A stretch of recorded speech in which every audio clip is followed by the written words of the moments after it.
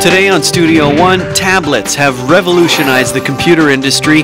Find out why they're now making headway in the skies. Also, football practices are changing. We'll tell you why teams are finding a softer side. And milk delivery is a rare service. We'll tag along during a midnight milk run. From the University of North Dakota in Grand Forks, this is Studio One. Hello everyone and welcome to Studio One. I'm Monty Cashel. And I'm Ashley Tredan. And thanks for joining us for our first show of the fall season here. We've got a lot of great information lined up to share with you. One of the interviews we'll be doing today is with a woman who is part of a group of young professionals. And it's a great way for people to get together and network and do those sorts of things. And transition from probably graduating college to the professional big girl, big boy job. Right, and that could be a scary time in your life, but they get together and they do some things in the community and spread the word. So we're going to talk to them about exactly what they do later in the show. Also, pilots can carry up to 38 pounds of operating manuals, charts, and logbooks on a flight.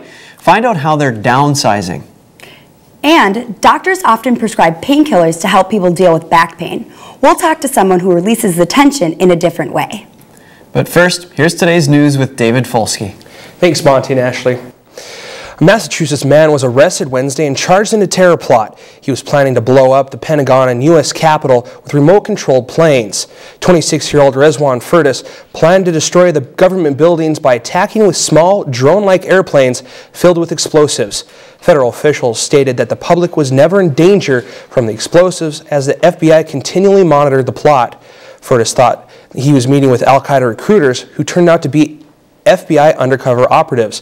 Furtis had been plotting for 9 months. 7 students in Long Island have been arrested in an SAT cheating scandal. 6 high school students face misdemeanor charges for paying 19-year-old Sam Essigoff to take their SAT under their names. By using fake IDs in various locations, Essigoff was able to dupe testing officials.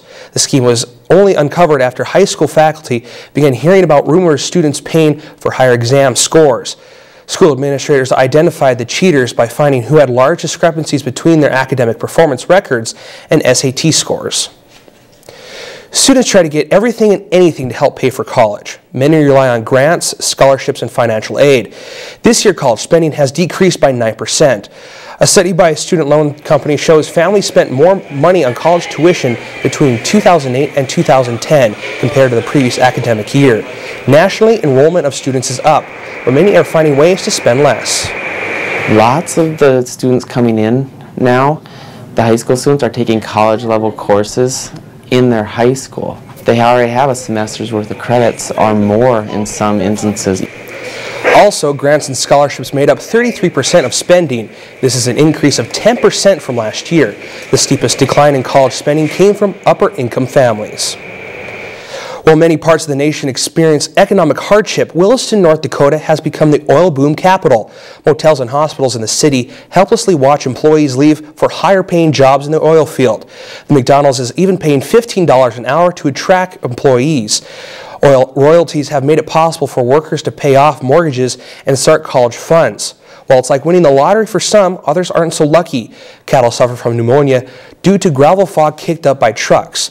Pastures are being dug up by pipeline crews. The mayor says he is overwhelmed with managing the city's growth. Pilots have had to adapt to many new technologies in the past that have probably made their jobs harder. But now the invention of one new device, they might have an easier ride. Before taking off, a pilot has a lot of paperwork to do, including going through checklists, looking over sectional charts, and ensuring backup plans. All this happening on their lap in the plane. But now, there's an app for that. iPads are being used in aviation.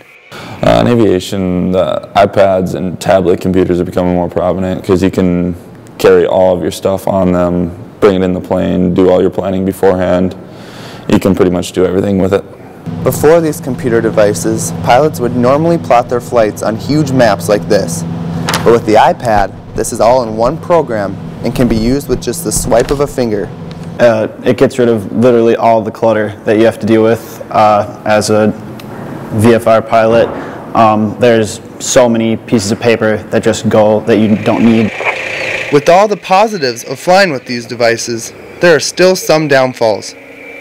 and his battery life, you know, so we're still kind of, it's in its infancy, so we're looking at how's that battery going to handle temperatures in the -30s when we're out flying. Yes, the aircraft is heated, but does that have an impact on it? So that's one thing that we're going to take a look at.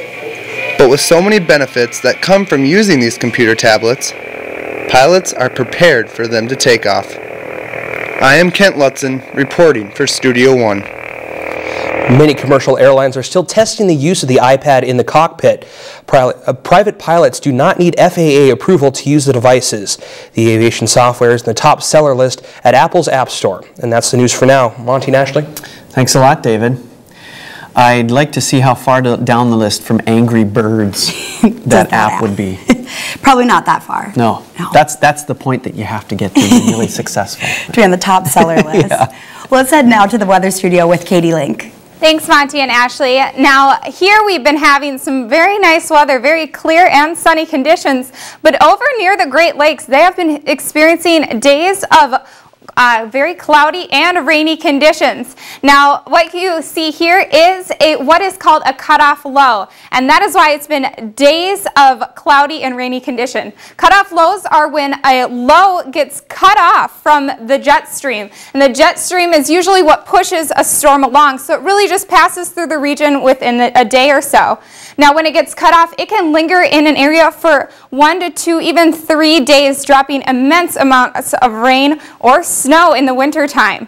Now, taking a look at our surface map, this is what's going on. There's a low pressure system, and it very slowly moves off. Now, as these soon dissipate, or the jet stream will pick them back up eventually, but it may take a couple days. But taking a look at our central states, there's actually a high pressure system, and that is what is causing very clear conditions.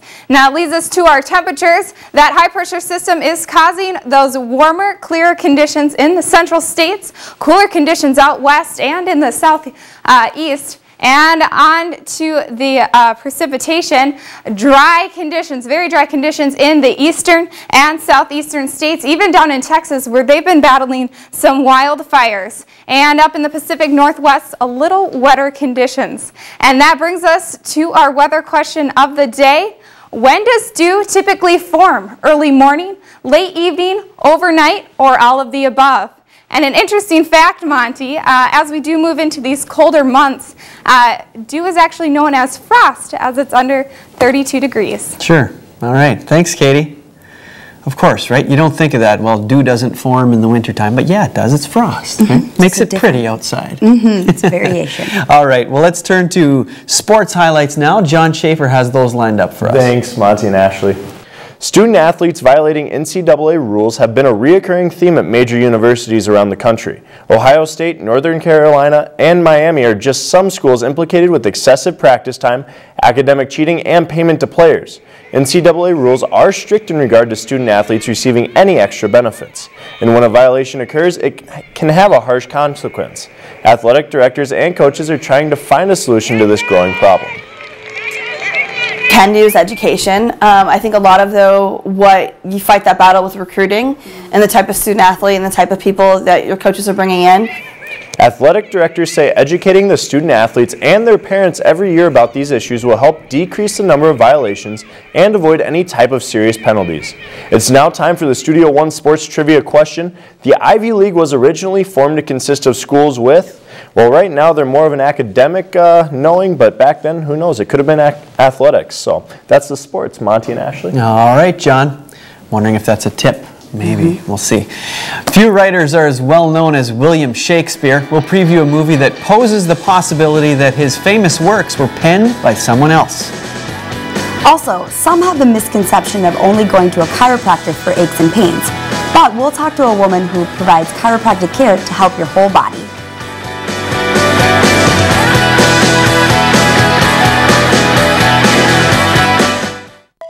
The University of North Dakota School of Medicine and Health Sciences is meeting the challenge of future healthcare workforce shortages. The state's only medical school produces the highest percentage of graduates nationwide who choose family medicine. Advanced degrees are also offered in basic medical sciences like anatomy and health professions like physical therapy. Students learn and train throughout the state. In that way, we really are North Dakota. Make your choice the UND School of Medicine and Health Sciences. This could be your next road. Our research helps heat your home without hurting the environment. You drink clean water because of my work. We push technology to improve quality of life. This field could fuel your car. Petroleum production can be more efficient. One day, my ideas will impact you.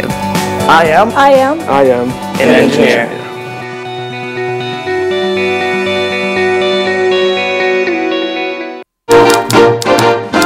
Accounting at the University of North Dakota is more than just numbers. It's about maintaining a history of high-quality education and developing leaders in the accounting profession. While numbers stay the same, the UND accounting program continues to evolve. UND hosts one of the country's best accounting programs and now offers a master's degree in accountancy. Accounting at the University of North Dakota. Numbers accelerated.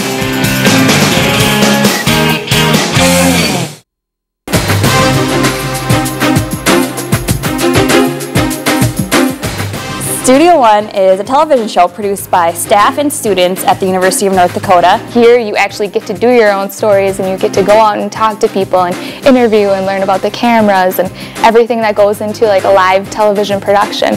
I mean, it's incredible. Give it a try. I mean, even if you're not broadcasting communications major, anything, I mean, it's worth it. Help others live to their full potential. Improve clients' mental and physical well-being. Excel in one of the top healthcare careers of the future. Occupational therapy students at the University of North Dakota experience high-quality education in small classes. It has to come to 45 degrees, even in a normal motion pattern. Your healthcare career begins at the University of North Dakota. You're watching Studio One from the University of North Dakota in Grand Forks. Chiropractic care has been around for over a century, but is often still discredited by the medical community. Chiropractors relieve pain in the body through different methods without prescribing medication. Chiropractor Stacy Hallgren is here to talk about the schooling and stigmas of chiropractors. Thank you for joining us today. Thank you for having me. Yes. How did you get into chiropractic care? I actually got into chiropractic care because I was injured, and chiropractic care helped me, and I was just amazed by the things that my injuries that couldn't be helped with common medicine couldn't fix, so that's why I got into chiropractic. In one of the areas that you specialize in, you have a personal story with that. How did chiropractic and your personal story affect where you were headed in your doctor? Are you talking about pediatrics? Yes. Okay, so in pediatrics, when I was pregnant with my daughter, I got into a car accident and I totaled my car and was injured, and she stopped moving. And so I went to my OB and they checked the heartbeat, and baby was fine, baby was fine. But intuitively I knew something was wrong, and after a few more days of no movement, I went back to my OB and they checked her again and they said there was a heartbeat and just to give it time. In the meantime, I went to my student intern physician at my chiropractic college, and he referred me to an OB and pediatric specialist who adjusted me with special techniques, and within 20 minutes she had dropped and was free and was moving like crazy. So that persuaded me to help other pregnant women, and that's how I got into my OB and pediatric specialty. Just one little thing helps out. So what goes into the schooling to becoming a chiropractor? I have a bachelor's degree from the University of North Dakota, and then I got my doctorate from Palmer College of Chiropractic, where chiropractic originally started. And we take very similar courses to this as medicine doctors. The biggest difference is they have a lot on prescription medications and we do more of like physical diagnosis and radiology and stuff like that. So is that how it compares to medical school, or how does it compare in maybe the residency, how they do residency, and what does chiropractic doctors do? After you are done, you can do an internship, and you do an internship and you graduate, and then you can go on for specialties. You have to do a residency and go on for continued schooling. Medicine, they will have the residency right along with their schooling before they graduate. So there's a little difference. You said that you got a bachelor degree from the University of North Dakota. Was that the prerequisite to get into the Palmer School of Chiropractic? Yes. Mm-hmm. Oh. Do you feel that there's any stigmas that go along with chiropractors, and what are they? Some of the stigmas might be that insurance doesn't cover chiropractic care, which most insurances do actually cover chiropractic care, Medicare, Medicaid. Another thing is when you go to a chiropractor, they feel like you have to continue going, but usually what happens is when people find relief, they know how to make it better, and so they'll continue to go that way, or to do something more natural instead of taking per se like Tylenol or Advil or anti-inflammatory to cover up the pain. They want to actually fix what's causing the pain. Does the media have any effects with the stigmas that come along with what everybody knows? You go to the doctor for a backache. Sure. I think a little bit. Media always persuades people one way or the other. I think that it's coming around though as people are becoming more holistic and want to step away from covering up pain with medications. They're looking for that relief in natural ways. So it's turning towards the all-natural way. Do you think that chiropractors are discredited a lot, and why? Well, I feel like yes and no. One thing is sometimes they can be past judgment without actually knowing that doctor or where they're coming from. Another thing is patients in general. When you're dealing with patients, they don't always follow through with your treatment plans, and so then they can go on and say, oh, it didn't help, but then they didn't do anything that you told them to do, the same as, you know, anywhere else. So they stop right away. Why do you think that some insurances do cover chiropractic care and some do not? Well, there's lots of, insurance cover lots of different things, and it just depends on your plan. So a lot of companies, you have certain plans. The better plan is going to cost more money, so some people don't choose that plan because they want to cut their premium costs. Another thing is insurance companies want to cut things across the board, so they're always looking for something. And so if people don't call to complain, like we don't want you to cut this or that, then you know they're going to cut it. So if nobody's making a big deal about it, then it's not going to be cut. Do you think that the chiropractic care is better than using medications, or what do you think about that? Well, I think there's a place for everything. Ideally, you want to have least invasive to most invasive. With any kind of medication that you take, it has a side effect. And so ideally, if your body can heal itself with something, you know, a backache, a headache, you know, migraine pain, something like that, to go to the chiropractor. But medicine obviously has, you know, if you have chronic heart failure or, you know, seizures or something like that that can't be controlled any other way, then medication definitely helps. How does chiropractic care compare to Western medicine? Well, I think the whole goal is to get the patient better, so it compares that way. But the biggest thing with chiropractic is you are trying to find the source of the pain and fix that by aligning the spine and taking interference off the nerve. A lot of times with Western medicine, they are giving painkillers or antibiotics or something to kind of just cover up that symptom as opposed to fix what's actually causing the symptom. So you feel, thank you so much for being here, and it was great talking to you, and you opened so many doors and kind of broke down those stigmas that we have about chiropractors. All right, thank you for having me. Thank you. Coming up, tackles, sacks, and hits can all be good things in football, but can have negative consequences. Find out how teams are trying to prevent concussions. Also, just in case you have a late night craving for some milk, one man makes sure your fridge is full.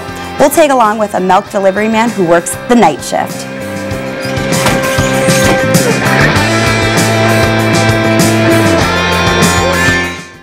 Studio One closed captioning is underwritten in part by Options, your disability information source.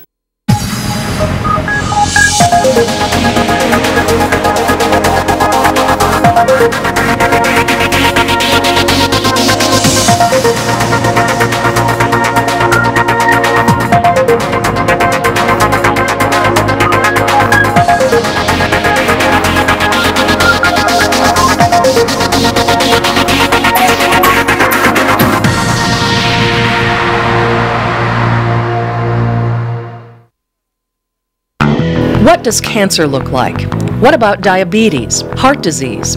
Medical laboratory professionals are a vital link in the treatment of disease and maintenance of health. They investigate clues found in the body that will direct patient care. The University of North Dakota's laboratory science programs are some of the most innovative, far-reaching, fully accredited programs in the nation. The UND School of Medicine and Health Sciences can help you become one of the few who see beneath the surface.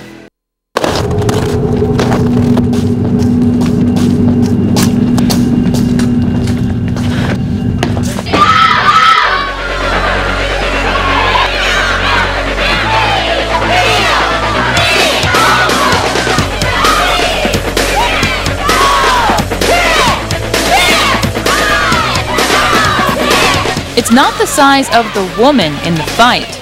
It's the size of the fight in the woman. Some consider graduation the end of the college experience. For others, it's just the beginning. And the university provided an environment where I could grow. And many years after I graduated, I'm still receiving dividends from my experience as a student at UND. The University of North Dakota Alumni Association is committed to growing the university by growing the alumni family.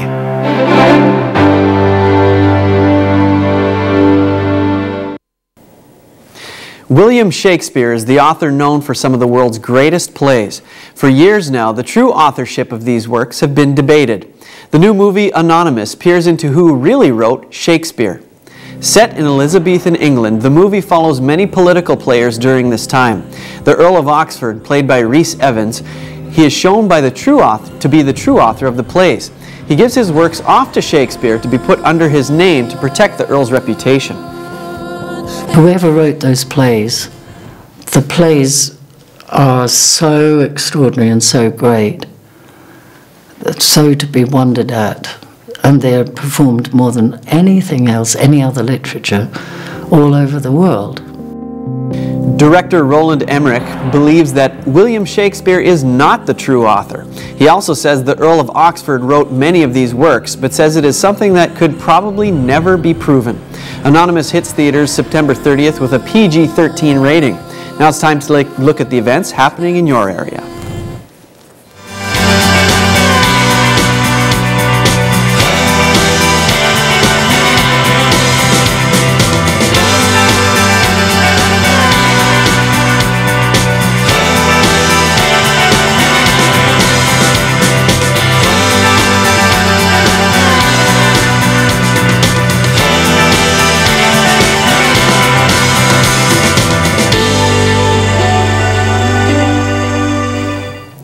Milk is a great source of high-quality protein, carbohydrates, and electrolytes.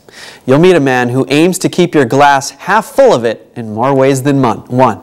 A few decades ago, Paul Tetro's daily grind closely resembled tens of thousands of his fellow comrades, where he dedicated a great part of his life to the U.S. Marine Corps. If I thought they'd let me back in, I'd go now. I would. Used to bringing security to families, Paul now single-handedly delivers a different kind of comfort. See, when I was a kid, milk was like well, it still is a staple of the diet. Nowadays, folks act like Pepsi-Cola is the diet staple, you know what I mean? What many may consider a thing of the past isn't all forgotten. Those days are pretty much gone. I'm the last one. Most milk delivered today is in a large commercial truck. Paul Tetro delivers it in style. 71 Chevy, so it's 40 years old, and I'm 54, so we're both experienced, I guess you could say. But it's not only the calcium that keeps him going strong. I haven't called in sick in 8 years, took a vacation 8 years. I'm like the paint on this truck. I'm always here. Although Paul begins his workday long after most people have ended theirs. I love my job. I got the best boss in the world. His optimism is limitless. Nice to have him come in and brighten up the store. Yeah, right. Paul says that the least he can do is show up for work every night, show up for his kids, and show up for life. Milk is healthy. You should buy and drink as much milk as humanly possible. Honest. With photographer Brian Gendro at 3:30 in the morning, I'm Tara Peters reporting for Studio One. Paul has been delivering to a different section of town every night for 10 years. He's the only remaining milkman in the city of Grand Forks, North Dakota. Coming up, it's part of every forecast, but does anyone know why it actually matters? We'll teach you the importance of dew point. That story plus news, sports, and weather in the next half hour of Studio One.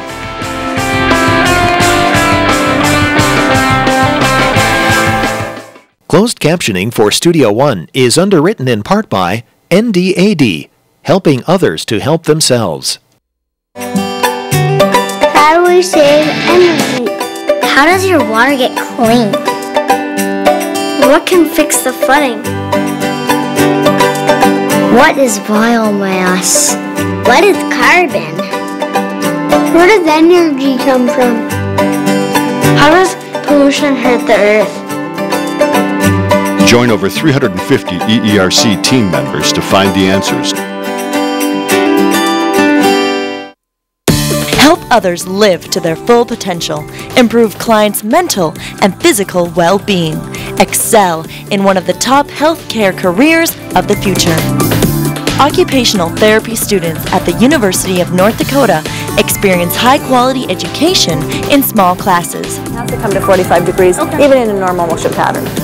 Your healthcare career begins at the University of North Dakota. Some consider graduation the end of the college experience. For others, it's just the beginning. And the university provided an environment where I could grow. And many years after I graduated, I'm still receiving dividends from my experience as a student at UND. The University of North Dakota Alumni Association is committed to growing the university by growing the alumni family.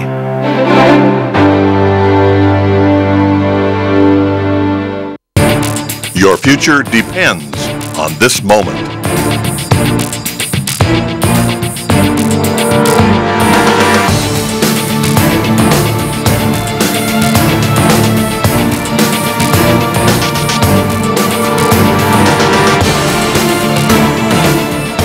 Take the path that leads to your future.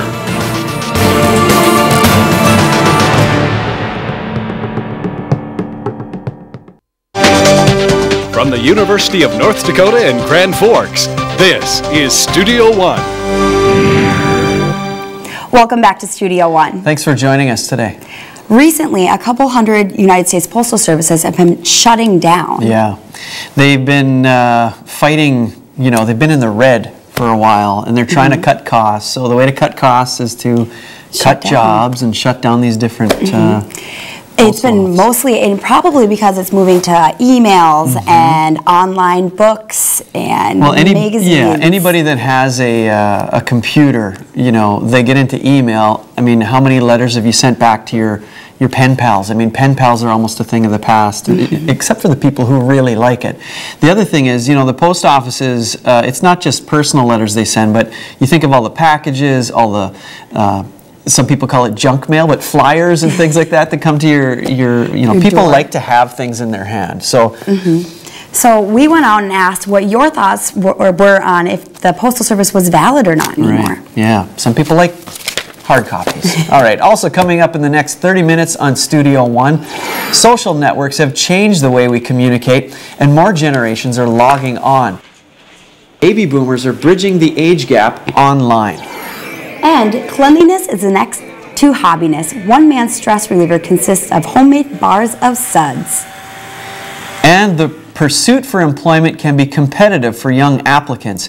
We'll find out what some young professionals are doing to give them a competitive edge. But first, here's today's news with David Folsky. Thanks, Monty and Ashley.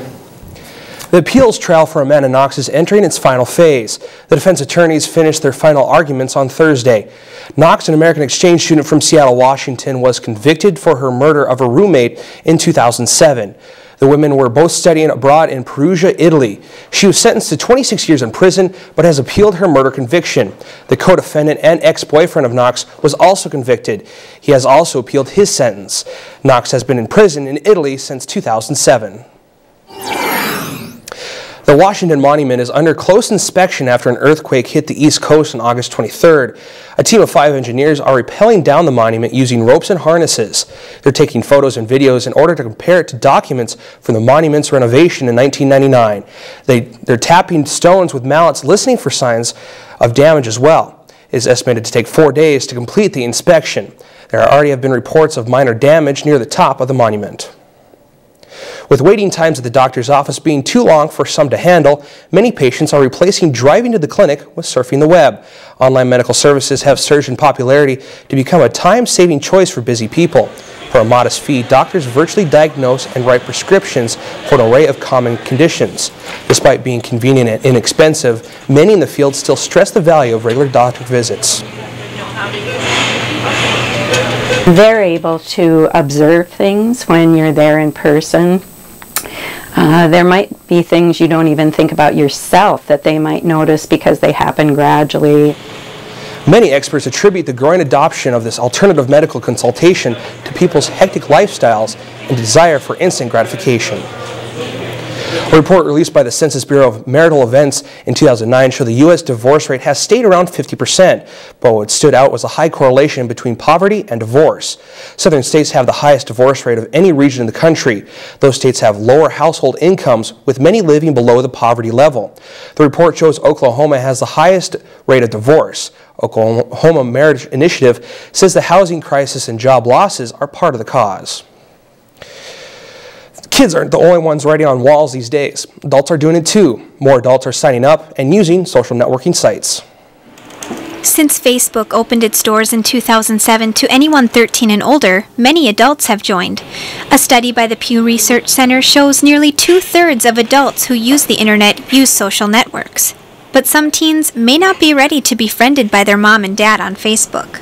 I know a lot of parents join so they can keep track of what their teenagers are doing, right, as a safety issue. I know a lot of teenagers don't want to be friends with their parents. For the children of Facebook users, their parents can look at their photos and private information only if they choose to be friends. But Sarah Parnell clicked accept when her mother joined. It's not too bad. It's fun to see what my mom posts. Why are you laughing now? It's too bad. For the Parnells, social networking has become a way for their family to stay connected. We didn't do the Skype thing like a lot of people did, but it was fun just having Facebook, because then you get pictures, which I think is even more fun than just being able to talk with them, is to kind of see what's going on in their life. So that's why I took the plunge into Facebook land. Some students see no problem being Facebook friends with their parents, and even use the social networking site as a way to communicate with them. When you're a teenager or a young adult, you're interested in networking with your friends, whereas as you get older, it might be a way to just stay in touch with people or share stories about your children or stay connected to your family. But others aren't quite ready to click the like button. I'm Stephanie Shire reporting for Studio One. Senior citizens are also jumping on the social network bandwagon. In the past 2 years, site use among people 65 and older has increased 150%. And that's the news for now. Monty and Ashley. Thanks a lot, David. Yeah, the generations that don't use computers are quickly going away. I can't imagine. I mean, I've got a Facebook account, and the Studio One account, I look at that quite a bit. I cannot imagine my 94-year-old grandmother sitting and messaging you back and putting forth. a comment on our Facebook page. I don't know what Might you'd be say. a little interesting. Come but it over might for get there. cookies or something like that. When our generation gets older, that's the way it's going to be. Yeah. We're all going to be having Facebook or whatever it is then.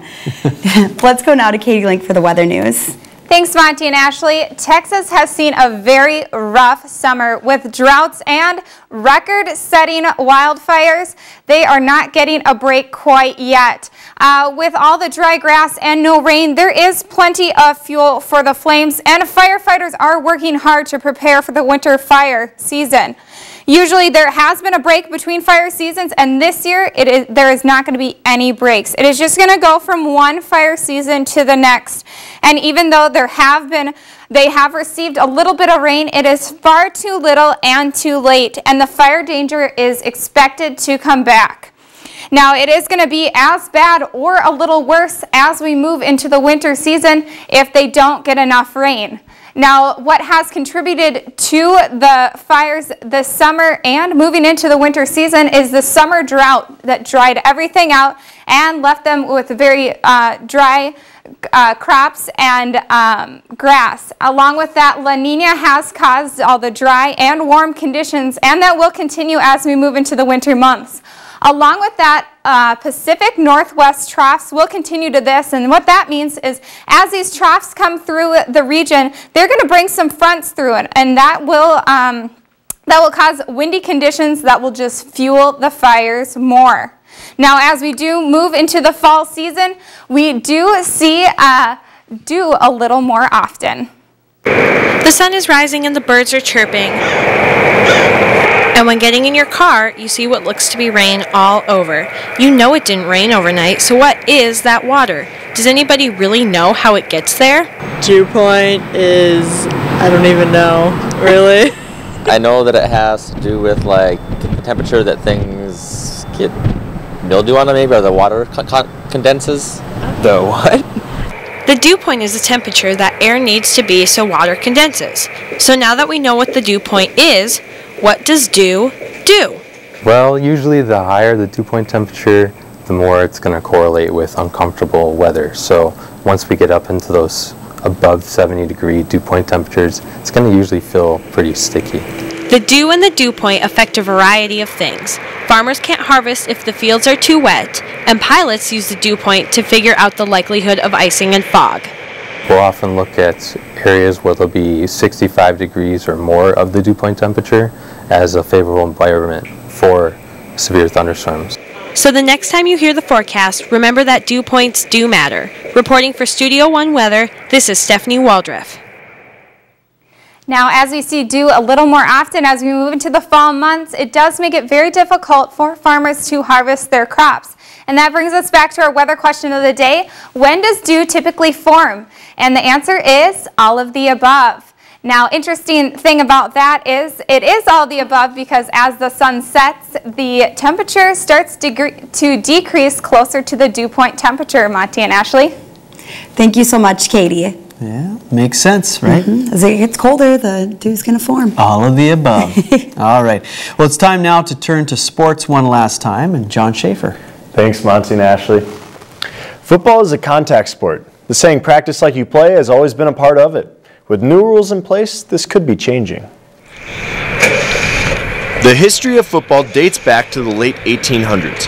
As far as most people can remember, two-a-days came along with the start of the football season. Two-a-days, we will have 2 practices throughout the day, generally a morning practice and then an afternoon practice. And on the days that we don't have 2 days, we'll have like a morning practice and we'll have a lifting session in the afternoon. This past offseason, several football leagues made changes to protect against concussions. One major change now limits contact practices during the week. It's a normal Sunday for us. We bring them back in, film, lift, run, that sort of deal. Monday was their day off for this week. It's kind of how we do it. We just got into normal game week this week. This change is to protect players from overexposure to hits during practice that can lead to a concussion. Teams say this has moved some of the focus off the practice field and into the film room. I'm going to be in that film room a ton, as much as I can this week. With limits on contact in practice, tackling could become a bigger issue come game time. It's also important to kind of tone that back and keep people healthy for the season, but I definitely feel it's important because you want to simulate everything before you get to the game, so especially the tackling. You'll notice if you don't tackle as much in the beginning, then you'll have trouble in the game. On the playing field, everything moves faster. The players get hyped for the game and big hits will happen. Once I get that first tackle, I mean, it's on. The rules may change practices to protect players, but they will preserve the game football fans love. The Ivy League will also be taking more time with players after games to do a post-game analysis to ensure there are no concussion symptoms. Now the answer to this week's Studio One sports trivia question, the Ivy League was originally formed to consist of schools with, the answer is A, excellent athletic teams, and I'm pretty sure that kind of still holds true nowadays. So that's sports, Monty and Ashley. All right, thanks a lot, John. Well, junk mail used to solely live in actual mailboxes. Now it piles up on computers. We wanted your thoughts on whether the Postal Service is becoming a thing of the past. Your answers are coming up. Also, dirt stands no chance in one man's basement. We'll take you to the birthplace of bars and bars of bath soap. That story is next.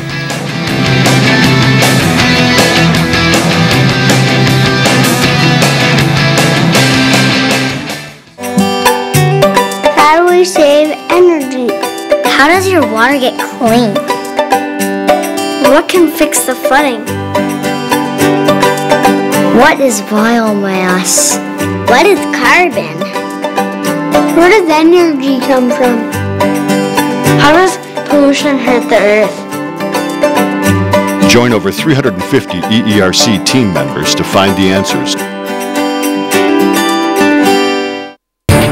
Your future depends on this moment.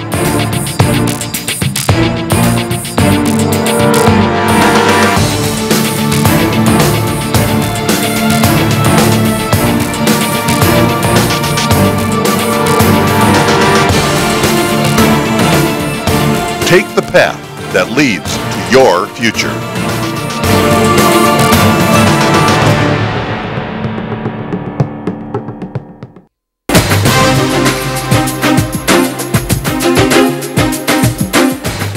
Studio One is a television show produced by staff and students at the University of North Dakota. Here you actually get to do your own stories and you get to go out and talk to people and interview and learn about the cameras and everything that goes into like a live television production.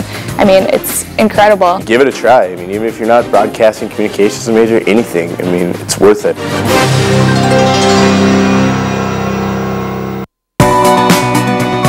This could be your next road. Our research helps heat your home without hurting the environment. You drink clean water because of my work. We push technology to improve quality of life. This field could fuel your car. Petroleum production can be more efficient. One day, my ideas will impact you. I am an engineer.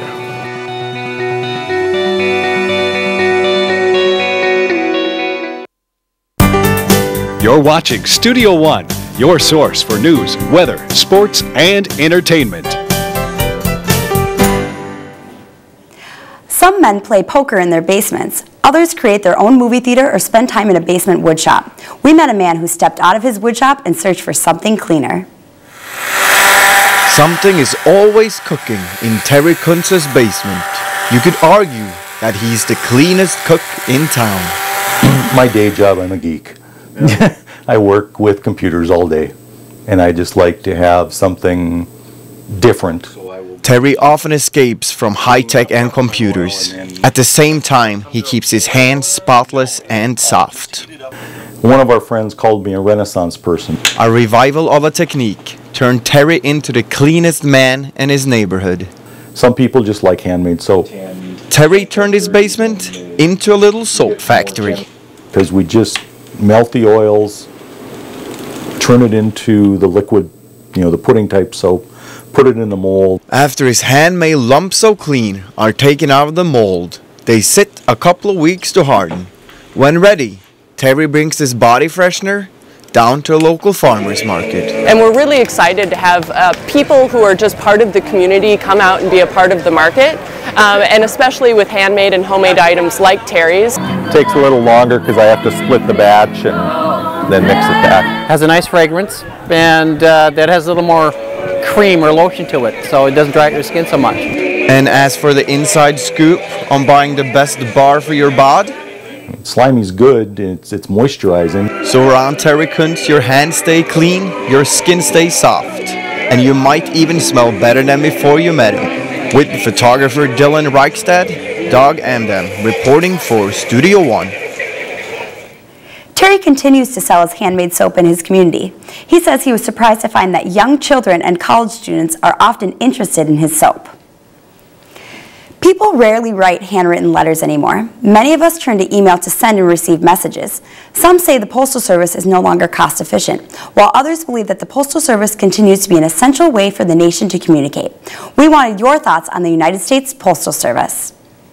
People like to get letters and postcards and stuff. Like my grandma, for example, she loves to get letters from me, even though I'm not really good at writing them. There's a lot of businesses that depend on the Postal Service, such as those that deliver magazines and books.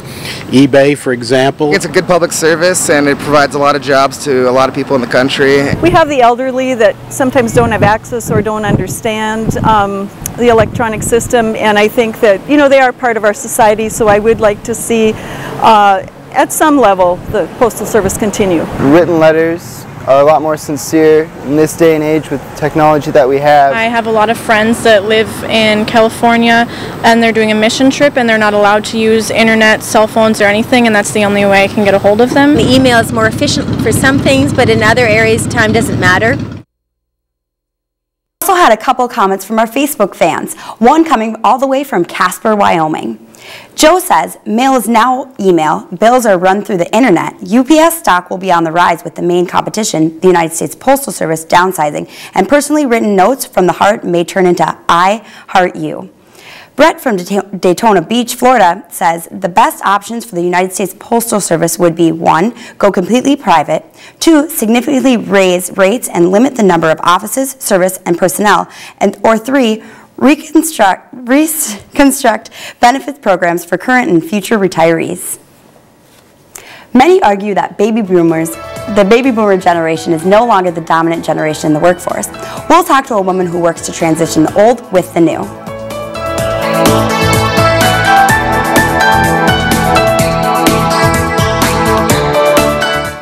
Closed captioning for Studio One is underwritten in part by the Listen Center, where meeting friends at Listen is a groovy thing to do and has been since the days of Woodstock.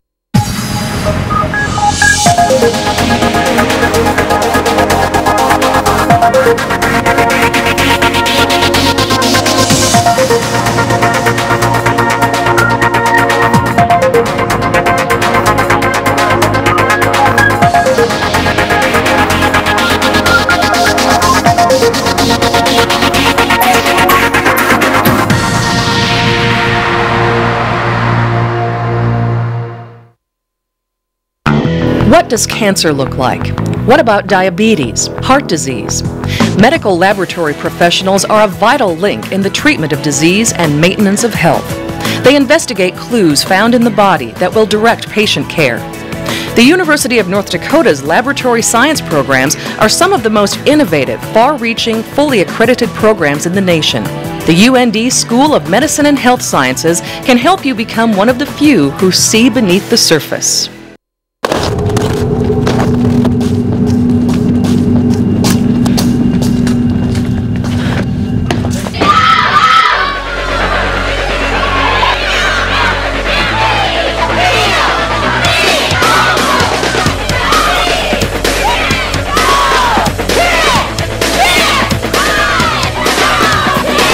It's not the size of the woman in the fight.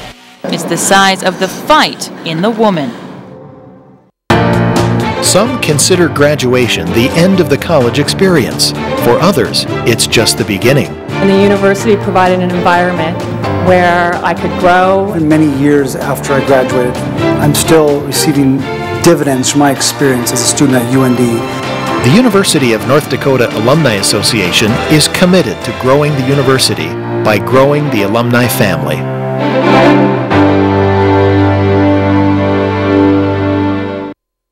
It's time. The economy is in recession and jobs are competitive as ever. Many communities are coming up with innovative ways of promoting their local economies. Stacey Hagan leads a group dedicated to promoting the professional interests of young adults. Thanks for coming on the show today. Thank you for having me. Well, first of all, what is your role with the group? The position that I accepted was the executive director for the Greater Grand Forks Young Professionals, and it's a brand new position, and it's fully supported through grants and tremendous support from the community, different businesses in the city, and so I'm coming into a brand new clean slate and getting to work with the amazing program that they already have going and kind of tweak things and go from there. So. Well, why was your position created? You said that it's a brand new position and there's this organization happening before. Why did they need your position to be created? Well, they had, the Knight Foundation provided a grant for them to come in and do research on what our community needed, and they had this initiative called the Launch Grand Forks Initiative.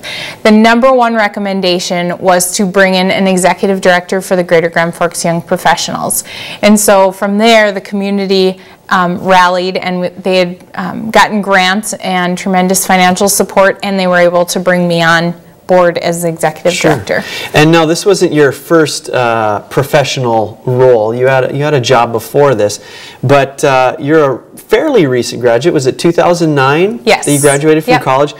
Do you remember that transition point? I mean, what was that like? Well, how scary was it? Well, when I graduated college, I really didn't want to be an adult quite yet, and I knew I had a little bit of a window between when student loans kicked in and all the major bills kicked in, and being able to just kind of have fun for a little bit longer. So I gave myself a couple months right out of college to just kind of job shop, I guess, and see what was out there and continue working. I was a server at a restaurant here in town, and so I just stuck with that, had fun, and just kind of job shopped. And my job that I had first gotten with the Extension Service really fell into place fast, and I actually had to negotiate an extra month and a half of summer with them, because I said, if I can't have that extra month and a half, I don't know if I'm ready. Well, and you know, that transition part, a lot of young professionals are going through that with your organization. How does your organization help prepare individuals for that? Well, from a student's perspective, the Greater Grand Forks Young Professionals is a great opportunity for them because they can come in, and we have lined up internships with different employers, or if employers have an idea for an internship, we can take their idea and bring it to campus, and we have worked with different entities that help train businesses to make an internship truly effective for the student and for them. So it's a productive relationship. So we can bring that into them. It's also a great thing to put on your resume because it gives you quality experience in the community and quality experience in a workplace that you might not otherwise get. You also have very valuable networking opportunities with people who are always looking for employers. And you mentioned the word community quite a few times. You know, what are the goals of your organization in the community? Well, our mission is that we enhance our community, we connect with each other, and we invest in, or we create connections and we invest with each other. And we want people to really take value in living in Grand Forks. We know it's a great place to stay. We know it's safe. We know it's fun. And we know it's a livable place, and it's a place you want to stay. And so we want to help other young professionals also realize that. And we do that through helping them get involved in different boards or volunteer organizations or whatever else it may be. And the specific program that you mentioned earlier, the Launch Grand Forks, what role do you have with that program? With Launch Grand Forks, they developed a bunch of initiatives that they thought would be beneficial for our organization to continue to carry out. And so my role is to really look at what those initiatives were and those recommendations were and make sure that they're being carried out. Mm-hmm. Now, how does this benefit the members being involved? What are some of the great benefits? You mentioned, you know, it's good to have in a resume, you get some experience. What are some other things? It's a great opportunity to grow professionally and personally. Like I said, if you are new to Grand Forks, you've never lived here, or like me, I've been away for a few years and then I moved back.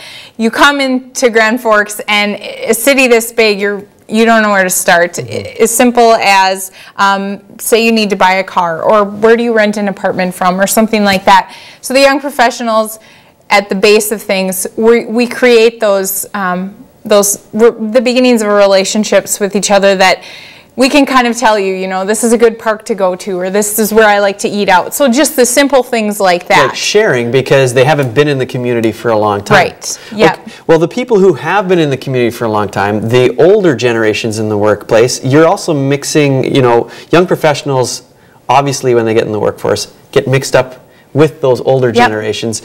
What kind of things do you do to help with that?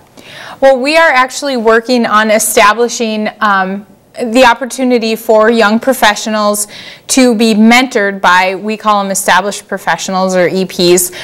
So we're working on setting up those connections so that the young professionals, if they have questions or they want to learn more about how an established professional got to the place that they are, they're able to do that. Okay. What's the criteria for getting in? Well, we basically, you need to be invested and have value in Grand Forks.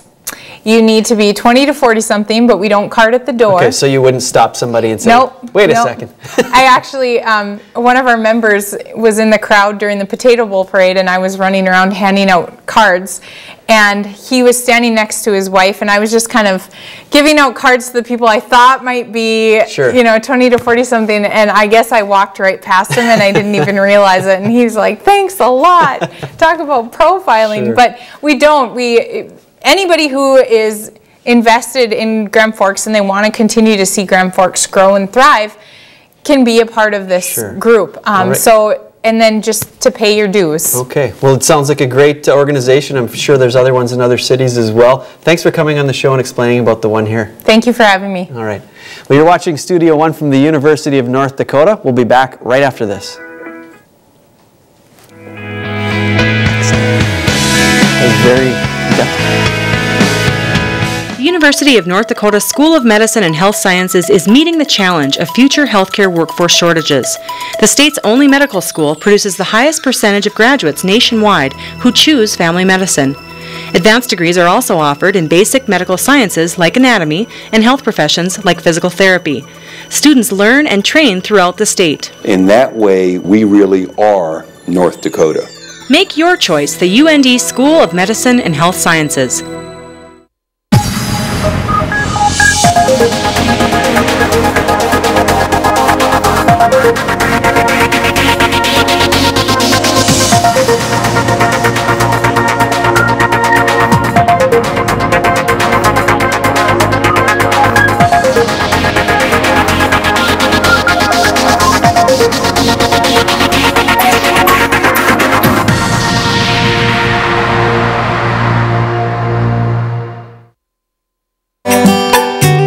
How do we save energy? How does your water get clean? What can fix the flooding? What is biomass? What is carbon? Where does energy come from? How does pollution hurt the earth? Join over 350 EERC team members to find the answers.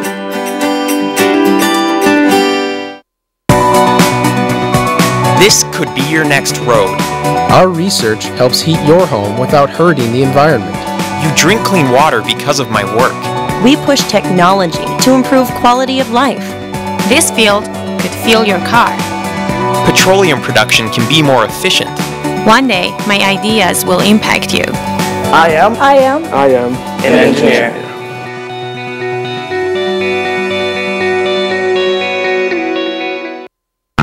What does cancer look like? What about diabetes, heart disease?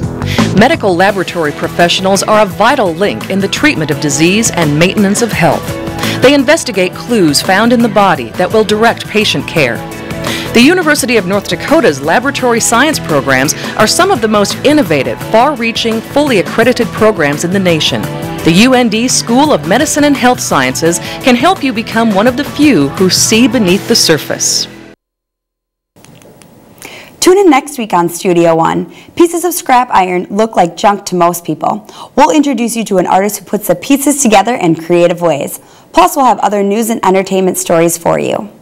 And we're going to leave you now with pictures of the farmers market. From all of us here at Studio One, have a great week.